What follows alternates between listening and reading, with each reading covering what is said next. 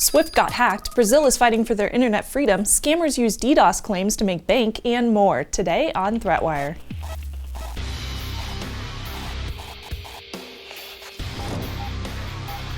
Greetings, I'm Shannon Morse, and this is ThreatWire for Wednesday, April 27, 2016. Your summary of the threats to our security, our privacy, and our internet freedom.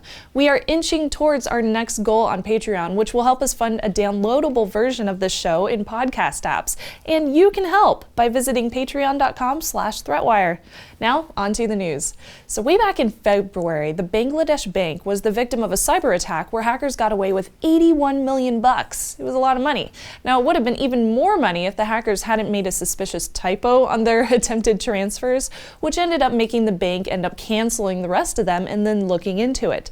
So it turns out that these hackers may very well have been hacking into a part of a financial platform software suite by a company called SWIFT for the Society of Worldwide Interbank Financial Telecommunications.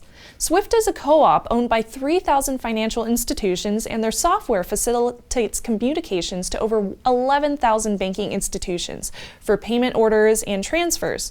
So SWIFT users must be authorized banks, so it is suspected that the Bangladesh bank hacker used their lack of network infrastructure to gain access to the bank network, and as such, the SWIFT network as well, which allowed them to receive several compromised transfers from the bank.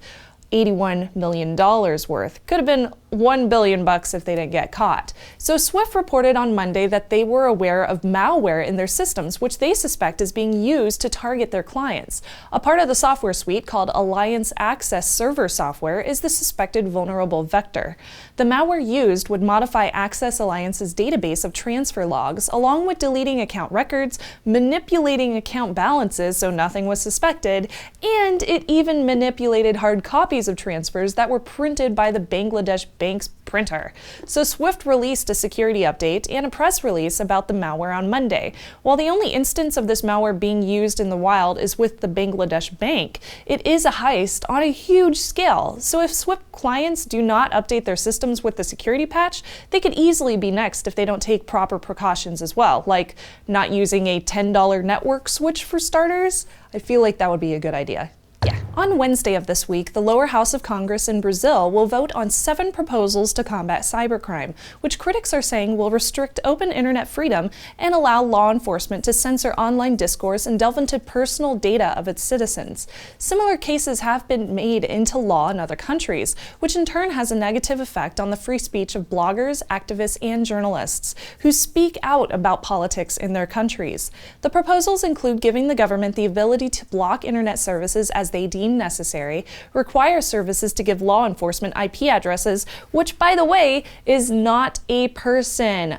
They would also increase general law enforcement funding by diverting public funding from infrastructure and telecoms, and expands hacking penalties along with criminalizing risks of misuse, even if it doesn't actually happen, which sounds eerily like thought crime. Not gonna lie, I know it's a 1984 thing, but come on. So many companies have banded together to petition this series of proposals and are currently attempting to work with the Brazilian government on a compromise that will not only help law enforcement with cybercriminals, but also keep the security and privacy of Brazil's citizens in place. Today's seriously moment is from a blog post published by Cloudflare this week, explaining a recurring email sent by extortionists calling themselves the Armada Collective to companies, warning them of a DDoS attack if they didn't pay up in bitcoins by a certain date.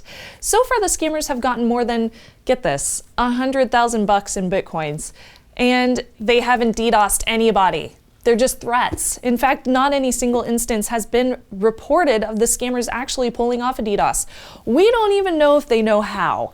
Reacting out of fear, companies have paid them at least 10 bitcoins each, which is almost $5,000 in today's USD.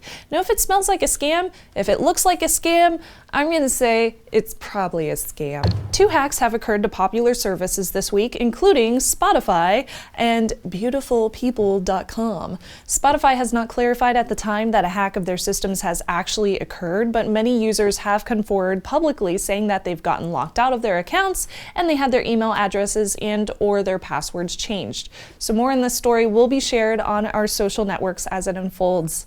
Secondly, beautifulpeople.com is a dating site for, and I quote, attractive people, which has fallen victim to a hack of over 1.1 million users' sensitive data, including private messages, email addresses, weight, height, job, phone numbers, location data, habits and interests, and encrypted passwords. No financial data was thought to be stolen. According to a beautifulpeople.com rep, the breach involved members prior to July 2015. No new members have been affected. If you suspect yourself to be included in this breach, you can always check by going to haveibeenpwned, that's owned with a p.com.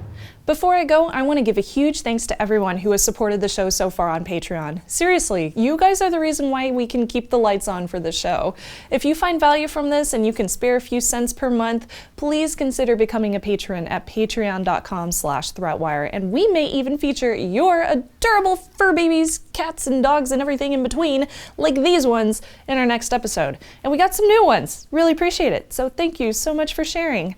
Our next goal is to get a second episode per week, plus an RSS feed of the show, which will be distributed to all your favorite podcasting apps. So take a look, see if you can spare a buck or two, and I hope you'll join us in being our awesome bosses.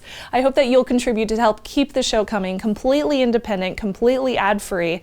If you can't donate, you can also share the show, subscribe to it on YouTube, pretty much anything you want. Now, you can find all of our episodes, links to our social networks, and other ways to contribute over at threatwire.net. And with that, I am Shannon Morse. I know you know what I'm going to say. I'll see you on the internet.